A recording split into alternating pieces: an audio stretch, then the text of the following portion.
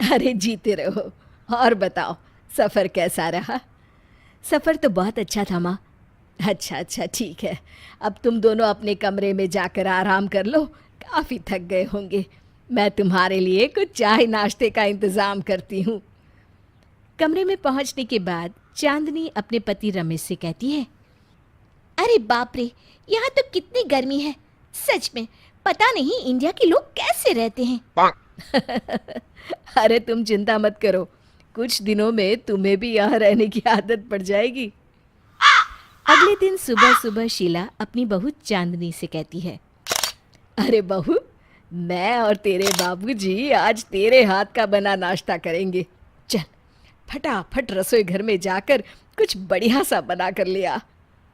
तभी चांदनी मुंह बनाते हुए कहती है, अरे माँ जी, अपने घर में कोई नौकर नहीं है क्या काम करने के लिए?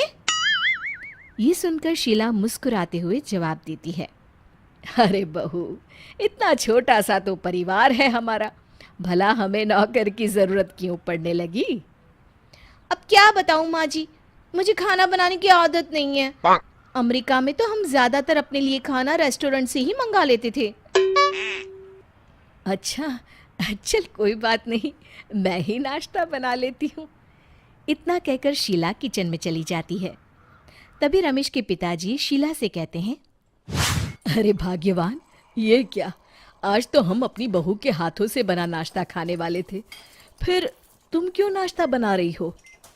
शीला अपने पति को समझाते हुए कहती है, देखिए जी, हमारी बहू काफ़ी टाइम से अमेरिका में रहती आई है, इसीलिए उसे घर के काम करने की आदत नहीं है। और वैसे भी इस घर का सारा काम आज तक मैं ही तो करती आई हूँ, आगे भी कर लूँगी। मेरी बहू खुश रहे बस, मुझे और कुछ नहीं चाहिए। वाह, मान गए तुम्हें, सास हो तो तुम्हारी जैसी। अच्छा, अब जल्दी से नाश्ता दो, बड़ी भूख लगी है मुझे। हाँ हाँ, अभी देती हूँ जी। इस तरह कुछ दिन बीत जाते हैं। एक दिन सुबह सुबह शीला अपने बहू और बेटे को उठाने के लिए उनके कमरे में जाती है। अरे उठो, सुबह हो गई। बहू, फटाफट नहा धोकर तैयार हो जा, हमें मंदिर जाना है। अपनी सास की बात सुनकर चांदनी अपनी सास से कहती है, अरे माँ जी, आज तो संडे है, इतनी सुबह सुबह मैं कहीं नहीं जाने वाली। मैं तो अपने कमरे में आराम करूंगी। आपको जाना है तो आप चली जाइए। तभी रमेश कहता है, अरे चांदनी, तुम्हें माँ के साथ मंदिर चले जाना चाहिए। देखिए जी, मुझे क्या करना है और क्या नहीं ये आप मुझे मत बताया करिए। मैं इन फिजूल की चीज़ों में अपना वक्त बर्बाद नहीं करती। अब आप जाइए। माँ जी, मुझे आराम करना है। तभी शीला कहती है, अरे रमेश बेटा, बहू नहीं जाना चाहती तो कोई बात नहीं, क्यों उस पर जोर दे रहा है, हैं? अच्छा ठीक है, तुम दोनों आराम करो, मैं मंदिर जा रही हूँ। और हाँ, तुम दोनों के लिए चाय नाश्ता किचन में रखा है। इतना कहकर शीला मंदिर जाने के लिए घर से निकल जाती है। कुछ दिनों के बाद मोहल्ले की सभी औरतें शीला के घर में उसकी बहू को देखने के लिए आती है। अरे शीला, हम सब औरतें तेरी बहू से मिलने आई हैं, जरा अपनी बहू को तो बुला। शीला बहू को आवाज देती है और तभी कमरे से चांदनी निकलकर वहां आती है। अरे बहू, कैसी हो? क्या नाम है तुम्हारा? जी चांदनी। बड़ा अच्छा नाम है। अच्छा, कहाँ तक पढ़ी हो? जी मैं ग्रेजुएट हूँ। अच्छा बहू, खाने में क्या क्या बना लेती हो? इस तरह औरतों के सवाल सुनकर चांदनी को बड़ा गुस्सा आता है और वो चिढ़कर उन सभी से कहती है, अरे आप लोग क्या मेरा इंटरव्यू लेने आई हो? आप लोग मुझे नौकरी देने वाली हैं जो इस तरह के बेकार के सवाल मुझसे पूछ रही हैं? कितना पढ़ी लिखी है? नाम क्या है? खाना बना लेती हो कि नहीं? आप लोगों को कोई और काम नहीं है। माँ जी, आप इन लोगों से बात करिए, मैं चली अपने कमरे में। चांदनी नाराज होकर वहां से चली जाती है। उसके जाते ही मालती कहती है, अरे शीला, तेरी बहू तो बड़ी नकचड़ी है। 4 दिन अमेरिका में रहकर क्या आई है, इसके तो पर ही निकल आए हैं। इसे तो लोगों से तमीज से बात करना तक नहीं आता। हाँ मालती बहन, ये बात तो तुमने बिल्कुल सही कही। भला हमारी बहुओं की इतनी हिम्मत है कि वो इस तरह जवाब दे। सच में शीला, भगवान जाने आगे तेरा क्या होगा। इसकी चिंता तुम लोग मत करो, जो होगा अच्छा ही होगा। अरे मेरी बहू इतने सालों से अमेरिका में रहती आई है, इसलिए उसे इन सब चीजों की आदत नहीं है। धीरे धीरे सब सीख जाएगी। और वैसे भी जैसी है मेरी बहू है, और मुझे अपनी बहू से कोई तकलीफ नहीं है। विमला सोफे से उठते हुए कहती है, जैसी तुम्हारी मर्जी। अच्छा, अब हम लोगों को चलना चाहिए, चलो बहनों।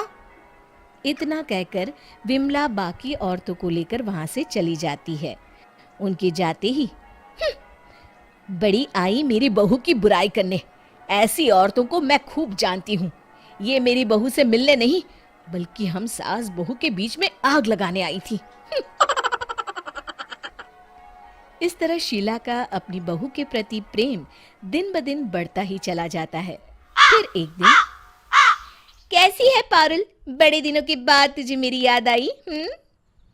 अरे ऐसी कोई बात नहीं है, तुझे ये बताने के लिए फ़ोन किया है कि अपने शहर में फैशन डिज़ाइनर का एक बहुत बड़ा इंस्टीट्यूट खुला है। मैं उसमें एडमिशन ले रही हूँ, तू भी मेरे साथ एडमिशन ले ले।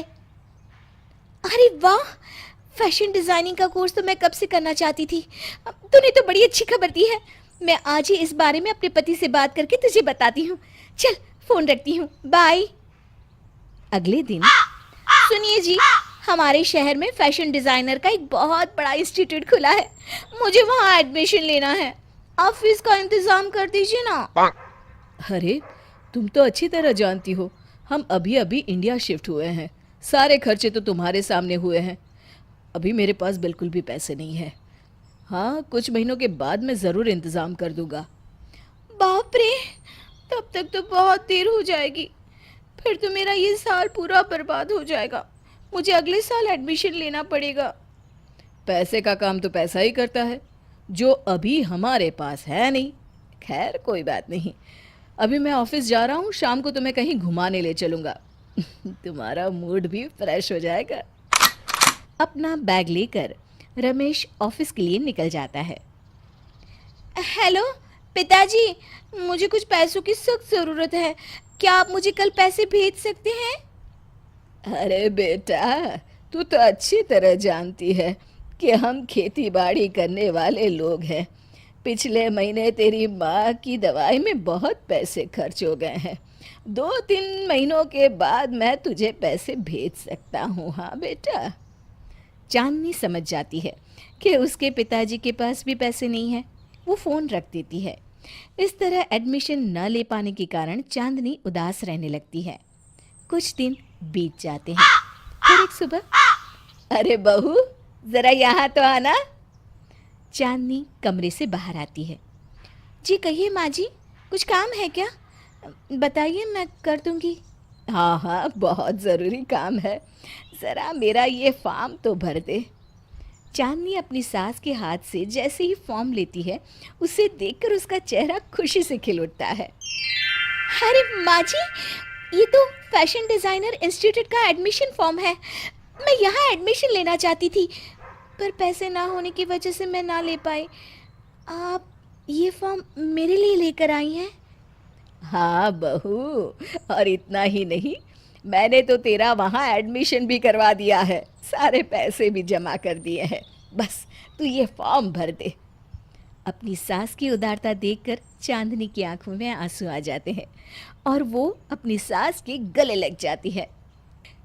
अरे बहू, मेरे होते हुए तुझे किसी चीज़ की चिंता करने की ज़रूरत नहीं है।